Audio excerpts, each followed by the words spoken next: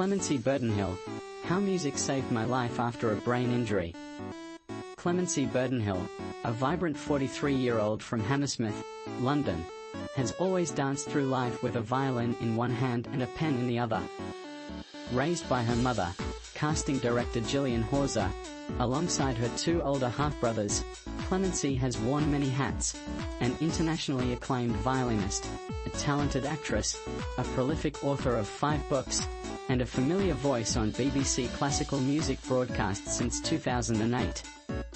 But in January 2020, her life took a dramatic turn when she suffered a brain hemorrhage due to an unusual connection between her brain's arteries and veins.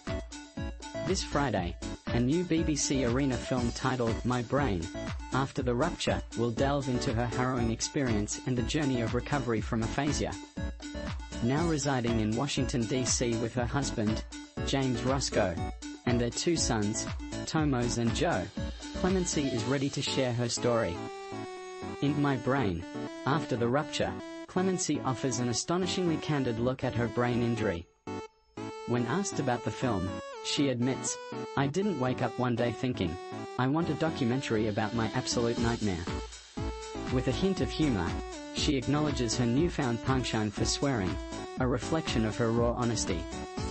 As a journalist and broadcaster who lost her ability to communicate, she realized she had a unique opportunity to share her story with the world.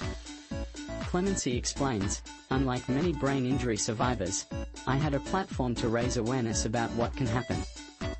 I felt a strong desire to contribute something meaningful to the community of brain injury survivors, especially since the future remains uncertain for all of us."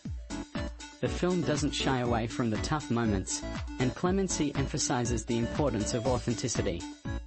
"It was crucial to show the reality without sugarcoating it. What happened to me was incredibly rare and bizarre, but it serves as a reminder that we never know how much time we have left. Yet, amidst the challenges, there's a glimmer of hope, especially when she picks up her violin again. We didn't create this film to bring people down. I didn't want anyone to think, oh no, I might have a brain injury too, so I'll just binge-watch cute cat videos instead." Interestingly, the film also reveals Clemency's deep-seated anxieties that predated her injury, which might surprise those who have seen her polished performances on radio and TV. "I wasn't as composed as I seemed. Live TV was my sanctuary. Once the on-air light turned on, all my worries faded away. I thrived in those moments, engaging with playwrights, musicians, and scientists, relying on my curiosity rather than any perceived talent." When reflecting on her identity, she shares, "I've often felt undervalued. Early in my career, people would question my path. What are you? A journalist? An actor? A violinist?" It was as if I was expected to fit into a box. But my passion for understanding human experiences drove me, even when I struggled with my self-worth.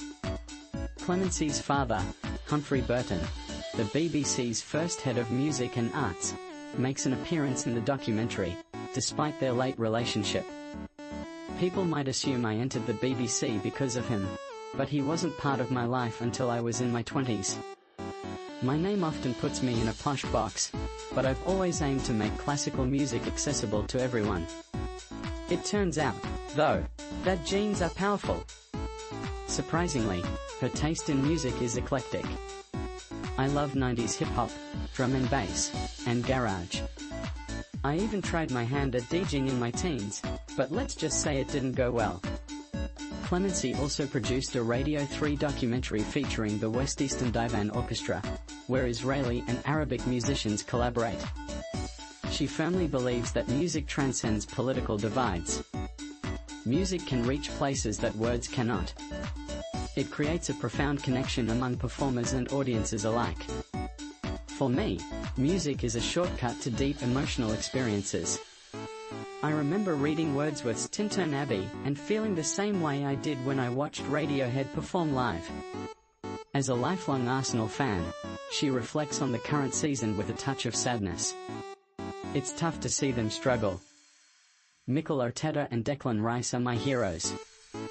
Football, like life, has its ups and downs, and true fans know that sometimes you just can't win.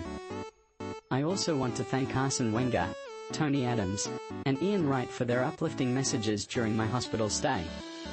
It was a lonely time during COVID, and their support meant the world to me. If I were to get a tattoo, one would say "Choose life," my mantra, and the other would be Arsene knows. Clemency passionately believes in the power of music. I've been saying for years that I couldn't live without music, but now, after my recovery, I can confidently say that music can save a life. The arts, especially music, tap into something deeply human within us. It's a living, breathing entity that evolves with every new listener.